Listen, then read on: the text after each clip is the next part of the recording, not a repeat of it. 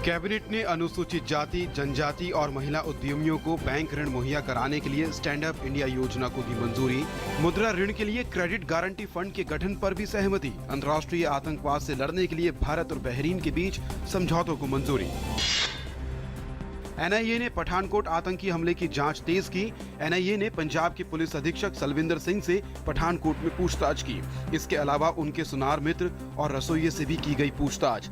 सिंह ने दावा किया कि पठानकोट एयरबेस हमले से पूर्व आतंकवादियों ने उन्हें बना लिया था बंधक। इस बीच बीएसएफ ने बॉर्डर पर तस्करों को गिरफ्तार किया है और उनके पास से भारी मात्रा में हेरोइन बरामद की गई।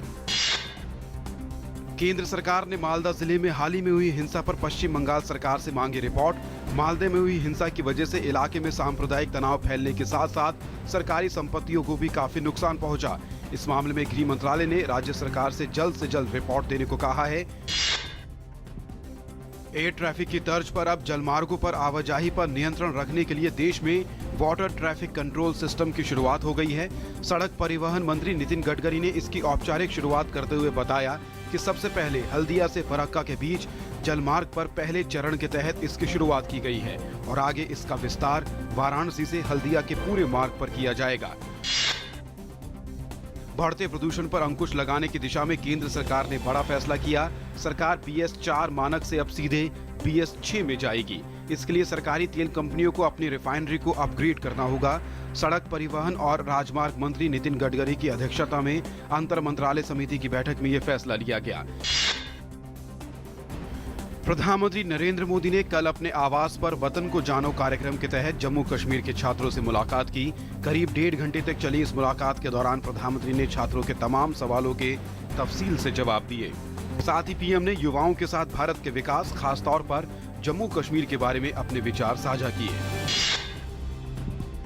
वित्त मंत्री अरुण जेटली ने कल नई दिल्ली में उद्योग संघों के प्रमुखों के साथ बजट पूर्व बैठक की। उद्योग जगत ने देश में कारोबार को आसान बनाने के लिए विनिर्माण क्षेत्र से न्यूनतम वैकल्पिक कर समाप्त करने, बुनियादी ढांचा परियोजनाओं पर सार्वजनिक खर्च में बढ़ोतरी करने और कॉरपोरेट और सेवा कर पर से सभी तरह के उपकर हटाने की मांग की।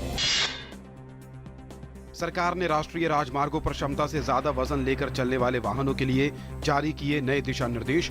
कहा कि ऐसे वाहनों से लिया जाएगा 10 गुना ज्यादा टोल टैक्स। अतिरिक्त भार हटाने के बाद ही ऐसे वाहनों को आगे जाने की दी जाए अनुमति।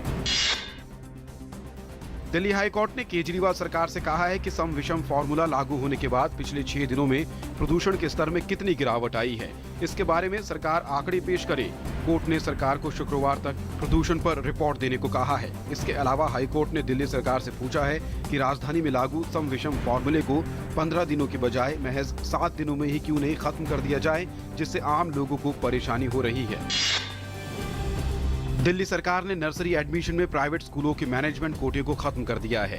20% मैनेजमेंट कोटे की सीटों को खत्म करने के बाद ओपन सीटें 75% हो गई है। सरकार ने आदेश दिया है कि हर प्राइवेट स्कूल में अब ओपन कैटेगरी में 75% सीटें होंगी। EWS कैटेगरी में 25% सीटें होंगी। इसके अलावा दूसरा कोई कोटा नहीं होगा।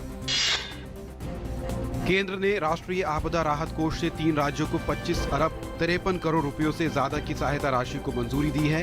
आंध्र प्रदेश के लिए 4 अरब 34 करोड़ रुपए, उड़ीसा के लिए 8 अरब 15 करोड़ रुपए और उत्तर प्रदेश के लिए 13 अरब 4 करोड़ से ज्यादा रुपए स्वीकृत किए गए। संयुक्त राष्ट्र सुरक्षा परिषद ने एक बार फिर परमाणु परीक्षण करने के लिए उत्तर कोरिया की एक स्वर में निंदा की है। संयुक्त राष्ट्र सुरक्षा परिषद ने उत्तर कोरिया के हाइड्रोजन बम परीक्षण पर बुलाई आपातकालीन बैठक। सुरक्षा परिषद का कहना है कि उत्तर कोरिया ने परमाणु परीक्षण कर संयुक्त राष्ट्र के पहले के प्रस्तावों का उल्लंघन किया है।